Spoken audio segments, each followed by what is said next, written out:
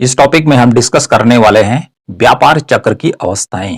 तो व्यापार चक्र किसे कहते हैं और व्यापार चक्र कितने प्रकार का होता है, जो मैं पहले ही पढ़ा चुका हूं। आप इसको देख सकते हैं वीडियो की प्लेलिस्ट में जाकर या चैनल के डिस्क्रिप्शन बॉक्स में जाकर। तो यहां पर आज हम बढ़ेंगे व्यापार चक्र की अवस्थाएं, फेजेज ऑफ ट्रेड और बिजनेस साइकिल। तो जो ट्रेड साइकिल होता है उसी को बिजनेस साइकिल भी कहते हैं या उसको इकोनॉमिक साइकिल के नाम से भी जाना जाता है। तो व्यापार चक्र की अवस्थाएं अर्थात जो व्यापार चक्र है वह कितनी अवस्थाओं से होकर गुजरता है, कितनी अवस्थाओं से होकर गुजरता है, चाहे उसका टाइम कितना ही लंबा हो, पीरियड उसका कितना ही लंबा हो, लेकिन सामान्यतः जो यह व्यापार चक्र है इसकी 4 अवस्थाएं होती हैं। इसकी 4 फेजेस या 4 स्टेज होती हैं। पहली स्टेज जो है वह है समृद्धि अथवा इसको तेजी कहते हैं और इसी को विस्तार के नाम से भी जाना जाता है और इंग्लिश में कहेंगे इसको प्रोस्पेरिटी या इसको कहेंगे बूम की स्थिति होती है। दूसरी जो स्थिति होती है स्टेज, वह अवसाद या सुस्ती की होती है। इसको इंग्लिश में कहते हैं रिसेशन, ये दूसरी अवस्था हो गई। तीसरी जो अवस्था है इसे कहते हैं संकुचन या मंदी की अवस्था और इंग्लिश में इसको कहते हैं डिप्रेशन। और अंतिम व्यापार चक्र की जो अवस्था है वह पुनरुत्थान, इसको इंग्लिश में कहते हैं रिकवरी या इसी को समुत्थान के नाम से भी जाना जाता है। तो इस प्रकार से व्यापार चक्र जो है वह इन 4 अवस्थाओं से होकर गुजरता है। पहली अवस्था क्या बोला? पहला बोला समृद्धि या उसको तेजी कहते हैं। दूसरी अवस्था में जब अर्थव्यवस्था पहुंचती है तो उसको अवसाद या सुस्ती की अवस्था कहते हैं।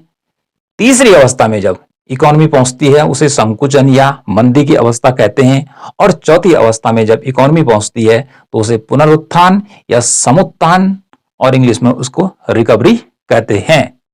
तो अब हम 1, 2, 3, 4 इन चारों अवस्थाओं को इस फिगर पर समझेंगे। तो फिगर बनाने के लिए क्या करना है, आपने 2 एक्सिस इस प्रकार से ड्रॉ करने हैं। एक तो हमारा हो जाएगा वर्टिकल एक्सिस y और हॉरिजॉन्टल हमारी जो एक्सिस हो गए लाइन होगी वो हमारी x होगी। तो इस x का जो टाइटल होगा इस पर हमारा जो मेजरमेंट होगा वो समय का होगा। इस पर हमें समय लिखेंगे, ठीक है, टाइम। और ये जो y अक्ष है इस पर क्या दिखाएंगे? इस पर दिखाएंगे हम आर्थिक गतिविधियां। आर्थिक गतिविधियां इंग्लिश में कहेंगे उसको इकोनॉमिक एक्टिविटीज या इसको हम आय भी कह सकते हैं, इनकम भी कह सकते हैं। अब करना क्या है, आपने यहां से थोड़ा ऊपर एक लाइन ऐसी ड्रॉ करनी है, ठीक है। एक लाइन क्या करेंगे, सीधे ड्रॉ कर लेंगे जिसको ढलान वाली लाइन जैसे हमारी बना रखी है। और यहां पे मेरा लिखा है M और यहां पे लिखा है N। तो जो ये MN लाइन है जो कि धीरे धीरे ऊपर की ओर उठ रही है, ये जो लाइन है MN लाइन, ये अर्थव्यवस्था का सामान्य स्तर को बतलाती है। ये नॉर्मल या जो स्टेज होती है इकोनॉमी की जहां पर अर्थव्यवस्था कम से कम विकास में रहनी चाहिए उसको दर्शाती है, ठीक है। और इस MN रेखा से अब हमने क्या करना है, समृद्धि, अवसाद, संकुचन और पुनरुत्थान इन तीनों अवस्थाओं की तुलना करनी है, ठीक है। किस रेखा से? MN रेखा। अब MN रेखा सामान्य अर्थव्यवस्था की स्थिति को बतलाती है कि अर्थव्यवस्था विकास की इस दर से आगे बढ़ रही। कैसे? जैसे यहां पर है मानाबाद, तो हमने यहां से एक लाइन खींची और इसको इधर मिला दिया, यहां से लाइन खींची और यहां पे T समय में इकोनॉमी ने इतनी क्या की, प्रगति की। फिर हमने इसको मिलाया, थोड़ा अगले साल क्या हुआ, थोड़ा और ज्यादा करेगी, थोड़ा ऊपर जाएगा, फिर अगले साल थोड़ा ऊपर जाएगा। तो इस प्रकार से लाइन थोड़ा थोड़ा ऊपर सरकती चली जाएगी जो कि समय और आर्थिक गतिविधियों में उन्नति के प्रदर्शन को दिखलाती है। ओके, तो जो ये MN रेखा है, जो ये MN रेखा है, इसी से हमने क्या करना है, व्यापार चक्र की, बिजनेस साइकिल की चारों अवस्थाओं की तुलना करना है। अब हम क्या करेंगे, ये वाला इधर से आप क्या करेंगे, ऊपर उड़ता हुआ धीरे धीरे यहां तक एक कर्व बनाते चलेंगे। उसके बाद इसको यहां से नीचे नीचे ले आते हुए यहां तक पहुंचेंगे और फिर इस प्रकार से इसको ऊपर ले चलेंगे। ओके, तो इतना काम आपने करना है, फ्री हैंड से करना है। लाइन तो आप पटरी की सहायता से खींच लेंगे, स्केल की सहायता से खींच लेंगे। ओके, अब जब आप इतना काम कर लेंगे, अब समझिए कि ये हो जो हमारी एम एन लाइन, यहां से स्टार्टिंग हमने समृद्धि की अवस्था दिखा दी, व्यापार चक्र की पहली स्थिति की तेजी।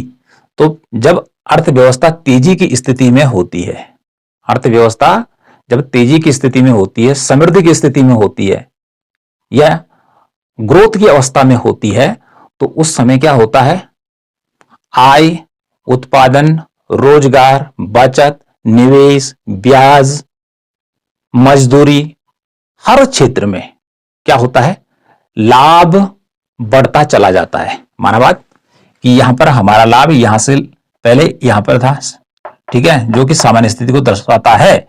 यहां से गया, थोड़ा ऊपर हो गया, थोड़ा ऊपर गया और आगे बढ़े, ऊपर हो गया और आगे गए, ऊपर गया।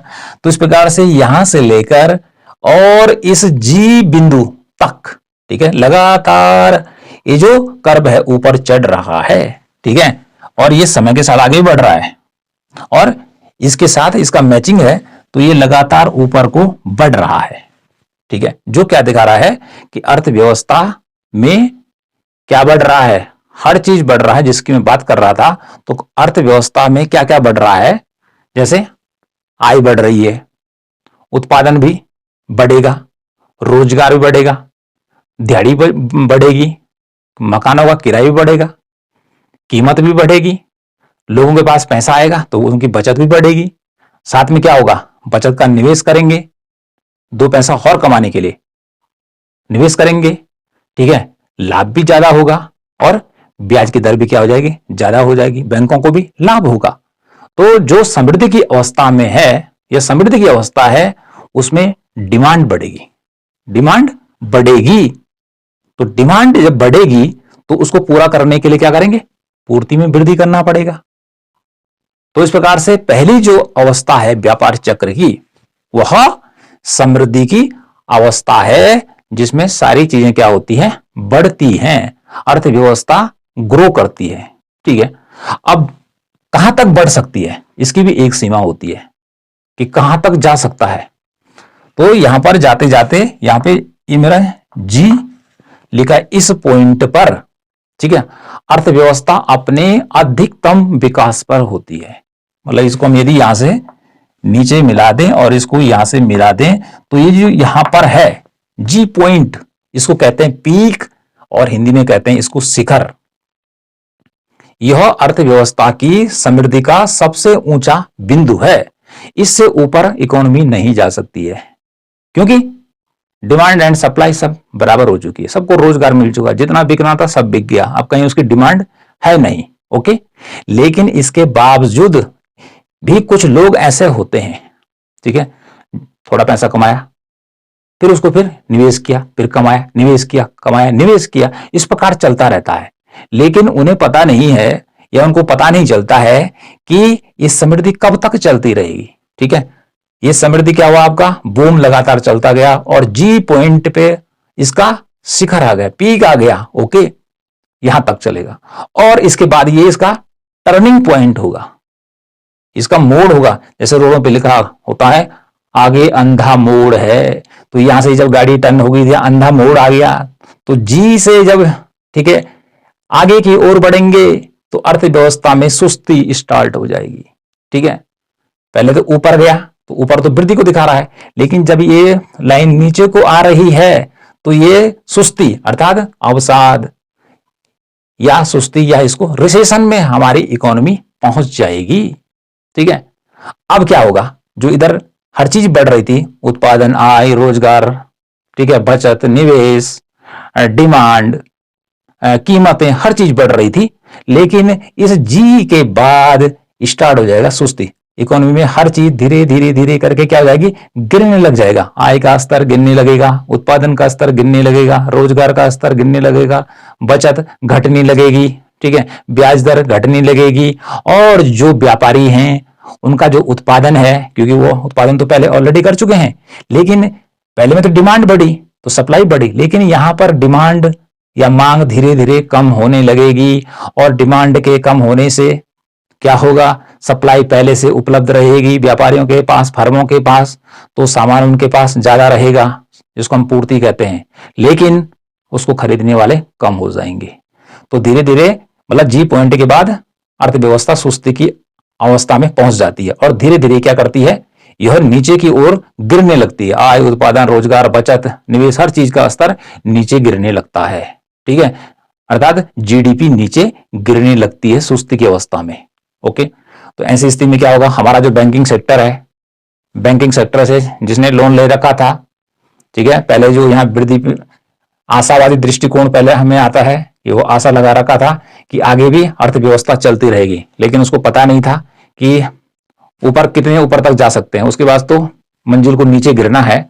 तो यहाँ पर बहुत सारे लोग ऐसे होंगे कि जिनका बैंक से कर्जा ले रखा होगा लेकिन कर्जा वापस नहीं कर पाएंगे, तो ऐसे में बैंक क्या होने, बंद होने की कगार पर आ जाते हैं। और यदि लोगों को पता चला कि सुस्ती आ रही है और कुछ बैंक डूब गए हैं, जिनका कर्जा वापस नहीं कर पा रहे हैं, जिन्होंने लोन लिया था, तो ऐसी स्थिति में बैंकों के बाहर लोगों की लाइन लग जाती है। लोग बैंकों से अपना पैसा निकालना शुरू कर देते हैं, क्योंकि उनको पता है बैंक दिवालिया होने वाला है और जो उनकी बचत थी, जो उन्होंने समृद्धि काल में कमाई थी, अब यहां पर लुट जाएगी। तो ऐसी स्थिति में वो बैंकों से पैसा निकालना शुरू कर देगा। और ऐसा अमेरिका में भी हो चुका है। अभी कब हुआ था, सुस्ती के दौरान, रिसेशन के दौरान, 1873 में, 1893 में और 1907 में ऐसा हो चुका है, जबकि अमेरिकन इकोनॉमी में रिसेशन आ गया था, रिसेशन की स्थिति उत्पन्न हो गई थी, तो लोगों ने बैंकों से पैसा निकालना शुरू कर दिया था। तो जब बैंकों से पैसा निकालना शुरू कर देंगे, ठीक है, तो क्या होगा, बैंक डूबना शुरू हो जाएंगे, क्योंकि बैंक जो होता है पूरी की पूरी तरह किस पर डिपेंड करता है, हमारे पैसों पर डिपेंड करता है। तो इस प्रकार से सुस्ती की अवस्था चलती रहेगी लगातार, ठीक है। अब कितने समय तक चलती है यहाँ, और उसके बाद सुस्ती आती आती आती यहां तक हमारी अर्थव्यवस्था फिर जो इतनी ग्रो की थी वो किसके लेवल पे आ जाएगी, सामान्य स्तर पर आ जाएगी। और इस रेखा से नीचे भी यदि अर्थव्यवस्था संभलती नहीं है तो वह तीसरी अवस्था में पहुंच जाएगी, जिसे कहते हैं मंदी की स्थिति, या इसको कहते हैं संकुचन। अब यहां पर हो जाएगा इसको डिप्रेशन, अवसाद में चले जाएगा। जैसे इंसान को डिप्रेशन हो जाता है, ठीक है, तो बस वो डिप्रेशन में खोया रहता है, उसको कुछ नजर नहीं आता है, ठीक है, पागलपन आ जाता है। तो अर्थव्यवस्था डिप्रेशन में चली जाएगी, क्योंकि सामान्य लेवल तो यहां पर था, ये रेखा जो दर्शा रही है। अब इससे नीचे भी अर्थव्यवस्था चली गई तो जो यहां पर बचा कुछ भी था रोजगार, यहां पर धीरे धीरे रोजगार, आय, उत्पादन, हर चीज में क्या हो जाएगा, धीरे धीरे धीरे करके कमी होने लग जाएगी, ठीक है। अब मंदी की स्थिति गिरते गिरते कहां तक गिर सकती है मंदी, मंदी में मतलब बेरोजगारी कितनी फैल सकती है, उत्पादन कितने नीचे जा सकता है, कितना गिर सकता है, तो वो गिरते गिरते गिरते यहां तक, जहां पर यह मेरा लिखा है एफ पॉइंट तक गिरेगी, ठीक है। और इस एफ पॉइंट को कहेंगे गर्त, ठीक है, इंग्लिश में कहेंगे इसको ट्रो। तो गर्त में अर्थव्यवस्था शिखर से सीधे गर्त में जा गिरी, ठीक है। और जब यहां पर गिरते गिरते गर्त में पहुंच जाएगी तो जनता में क्या हो जाएगा, हाहाकार मच जाएगा। क्या मच जाएगा, हाहाकार, खाने पीने का अकाल पड़ जाएगा। तो ऐसी स्थिति में फिर अर्थव्यवस्था में क्या होगा, क्योंकि गिरने की एक सीमा बताई कि पहले आकाश में था और सीधे पाताल में गया। अब पाताल से नीचे तो कुछ है ही नहीं, पाताल के नीचे तो कुछ और है ही नहीं, तो फिर कहां आना पड़ेगा, ऊपर धरती में आना पड़ेगा। तो उसके बाद अर्थव्यवस्था क्या करेगी, इस गर्त से, इस एप पॉइंट से टर्निंग ऊपर को लेगी, ठीक है। और वो अवस्था होगी पुनरुत्थान की। पुनरुत्थान में क्या होगा कि धीरे धीरे क्या होगा, उत्पादन बढ़ेगा, उत्पादन बढ़ेगा तो आय बढ़ेगी, रोजगार बढ़ेगा, वस्तुओं की डिमांड बढ़ेगी, तो डिमांड बढ़ेगी तो सप्लाई भी बढ़ेगी, ठीक है। तो इस प्रकार से धीरे धीरे करके इकोनॉमी ग्रोथ करने लग जाएगी और लोगों की इनकम भी बढ़ना शुरू हो जाएगी, तो फिर पुनरुत्थान होगा, और पुनरुत्थान होते होते होते होते, ठीक है, और अर्थव्यवस्था फिर अपने सामान्य स्तर पर पहुंच जाएगी और उसके बाद फिर पुनः समृद्धि वाली स्थिति में पहुंच जाएगी। तो इस प्रकार से जो इकोनॉमी होती है या अर्थव्यवस्था होती है, व्यापार चक्र की अवस्थाओं के अंतर्गत चार स्थितियों से, चार अवस्थाओं से होकर गुजरती है। पहली स्थिति हमने क्या बताया आपको कि समृद्धि या तेजी, प्रोस्पेरिटी और बूम। बूम में क्या होता है, यहां से लेकर और जी पॉइंट तक, ठीक है, ये हमारा समृद्धि का काल है। अर्थव्यवस्था जब उन्नति करती चली जाती है, जैसे मैं पहले बता चुका हूं, और जी पॉइंट उच्चतम बिंदु है कि जहां से ऊपर अर्थव्यवस्था नहीं जा सकती है, क्योंकि यहां तक जितना माल बिकना था, जितनी डिमांड होनी थी, हो चुकी है, ठीक है, जितना एक्सपोर्ट इंपोर्ट करना था किसी कंट्री ने, हो चुका है, ठीक है, उससे ऊपर कुछ नहीं है, ठीक है, तो उससे ऊपर कुछ नहीं है, तो उसके बाद क्या होगा, अगली अवस्था आएगी सुस्ती की, ठीक है, जिसको हम रिसेशन इंग्लिश में जानते हैं, सुस्ती की अवस्था आएगी, जिसमें यहां पर सप्लाई ज्यादा होगी, डिमांड गिर जाएगी, रोजगार गिर जाएगा, आय का स्तर गिर जाएगा, बचत गिर जाएगी, ठीक है, बैंकिंग सेक्टर, यातायात, परिवहन, हर क्षेत्र में क्या होगा, घाटा होगा, ठीक है, तो गिरते गिरते गिरते ये सामान्य अर्थव्यवस्था की जो ये लाइन जा रही है यहां तक पहुंचेगा, और उसके बाद भी ये नीचे गिरता जाएगा। यदि इस पे क्या होता है, लगाम नहीं लगता है, तो ये फिर अब 1 2 3 अवस्था में पहुंच जाएगा, मतलब सामान्य जो अर्थव्यवस्था की स्थिति है उससे भी नीचे चला जाएगा मंदी की अवस्था में। तो जब कंडीशन यहां पे इतनी खराब हो जाएगी, तो मंदी की स्थिति में तो हर चीज क्या हो जाएगा, मंदा हो जाएगा। मंदा मतलब हर कोई जो धंधा है वह मंदा हो जाएगा, आय का स्तर इतना नीचे गिर जाएगा लोगों का, क्योंकि रोजगार तो चले गए, फैक्ट्रियां बंद हो चुकी हैं, ठीक है, तो फैक्ट्रियां जब बंद हो गई तो रोजगार चला गया, तो रोजगार जब चला जाता है तो बेरोजगारी होगी, देश के अंदर किसी इकोनॉमी के अंदर बेरोजगारी होगी, ठीक है, उनका जीवन का स्तर गिरेगा, उनको खाने पीने की चीजें बड़ी मुश्किल से मिल पाएंगी, तो इससे देश की हालत क्या होगी, खराब हो जाएगी। देश की हालत खराब होने का अर्थ है कि देश किससे मिलकर बनता है, आदमियों से मिलकर बनता है, तो उस देश की आदमियों की स्थिति बहुत नीचे चली जाएगी। तो मंदी में गिरते गिरते, मंदी की भी एक सीमा है कहां तक गिर सकती है, तो ठीक है, वो गिरते गिरते यहां पर रुक गई, ठीक है, एक पॉइंट पर, इसको गर्त कहा, इसको गर्त कहा जाता है, या इसको इंग्लिश में ट्रो कहते हैं। इसके बाद क्या होगा, क्योंकि इससे नीचे तो इकोनॉमी जा नहीं सकती है, ठीक है, ऐसा नहीं कि नेगेटिव में चली गई, तो नेगेटिव में तो सारी वस्तुएं और सेवाओं की पूरी कमी हो जाएगी, और इंसान को खाने के लिए क्या चाहिए, अन्न चाहिए, रहने के लिए क्या चाहिए, पहनने के लिए क्या चाहिए, मतलब बहुत सारी चीजों की उसको आवश्यकता पड़ती है, तो कभी तो फिर नेगेटिव में नहीं जाएगा, ठीक है। उसके बाद ये फिर ऊपर की ओर क्या करेगा, रुख करेगा, अर्थात अर्थव्यवस्था फिर पुनरुत्थान की ओर बढ़ेगी, अर्थात उत्थान शुरू हो जाएगा, जहां पर पहले बता चुका हूं कि उत्पादन बढ़ने लगेगा। जब उत्पादन बढ़ेगा तो रोजगार के साधनों की मांग होगी, तो उनको रोजगार मिलेगा, उनकी आय बढ़ेगी, आय बढ़ेगी अर्थात फिर वस्तुओं की डिमांड बढ़ेगी, फिर डिमांड बढ़ेगी, फिर डिमांड बढ़ते बढ़ते, ठीक है, फिर यहां से ये ऊपर ऊपर बढ़ता हुआ सामान्य अर्थव्यवस्था के स्तर तक पहुंच जाएगा। तो इस प्रकार से ये जो समृद्धि है या सुस्ती है या मंदी है, ये पुनरुत्थान है, इसी को कहते हैं व्यापार चक्र। इसको व्यापार चक्र के नाम से भी जाना जाता है।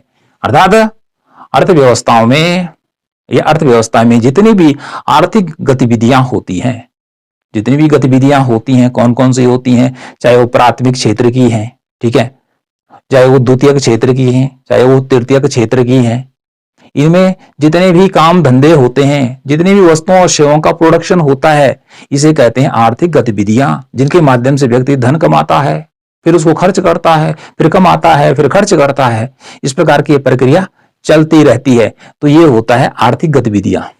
तो यदि आर्थिक गतिविधियों में कभी उतार चढ़ाव आ जाता है, जैसे यहां पे पहले चढ़ाव आया, फिर उतराव आ गया, फिर चढ़ाव आ गया, तो इस प्रकार से ऊपर चढ़ना, फिर नीचे गिरना, फिर ऊपर चढ़ना, तो इस प्रकार की जो इकोनॉमी में या अर्थव्यवस्था में प्रक्रिया चलती रहती है, इसी को व्यापार चक्र के नाम से जाना जाता है। और व्यापार चक्र की जो अवस्थाएं होती हैं वो मैंने आपको बताई 4 होती हैं। इन 4 अवस्थाओं से क्या होता है, अर्थव्यवस्था गुजरती है। नेक्स्ट बात करते हैं कि जो ये व्यापार चक्र की अवस्थाएं की बात कर रहे हैं या व्यापार चक्र की बात कर रहे हैं, ये स्थिति किन देशों में पैदा होती है? ये पूंजीवादी देशों में होती है स्थिति। जैसे अमेरिका हुआ, यूरोप के जो देश हैं वो पूंजीवादी देश हैं, उन देशों में यह कंडीशन उत्पन्न होती है।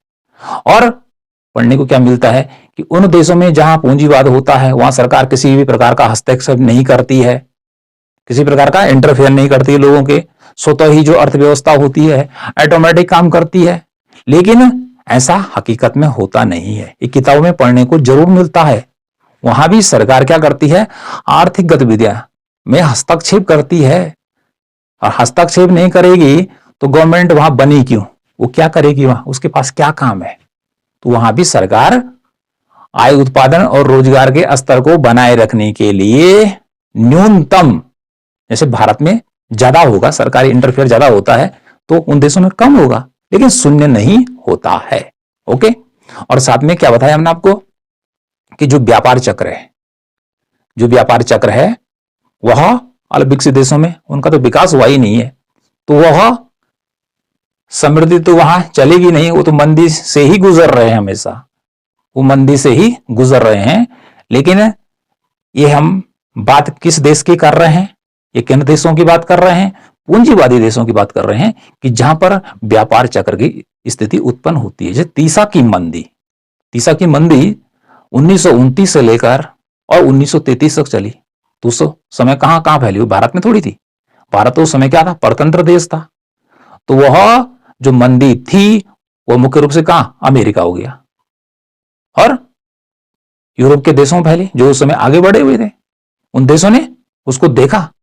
तो इस प्रकार से ये हमारा पूरा का पूरा जो लेक्चर यहां पे आ गया। एक बार इसी को रिपीट कर लेते हैं पुनः। व्यापार चक्र की अवस्थाएं, तो व्यापार चक्र की जो अवस्थाएं होती हैं 4 होती हैं। एक होती है प्रोस्पेरिटी और boom, first, second recession, third depression और चौथी रिकवरी। ठीक है। और इस प्रकार से ये अर्थव्यवस्था में निरंतर चलने वाली प्रक्रिया है। ऐसा नहीं है कि एक बार हो गया और बस हो गया, ये चलता रहता है। जैसे मनुष्य है तो कभी स्वस्थ रहता है, ठीक है, कभी बीमार हो जाता है, कभी ज्यादा हो जाता है, फिर क्या हो जाता है, फिर ठीक हो जाता है। तो इसी प्रकार से जैसे मनुष्य का स्वास्थ्य बिल्कुल कभी ठीक रहता है तो समृद्धि का काल हो गया। अब कब तक स्वस्थ रहेगा, ठीक है, फिर एक टॉप के बिंदु पे पहुंचेगा, फिर स्वास्थ्य गिरेगा, ठीक है, फिर गिरेगा, फिर दवाई खानी पड़ेगी, फिर उसका पुनरुत्थान होना शुरू हो जाएगा। तो इस प्रकार से इकोनॉमी के अंदर होता है। तो इस प्रकार से ये हो गया हमारा यहाँ पर व्यापार चक्र की अवस्थाएं।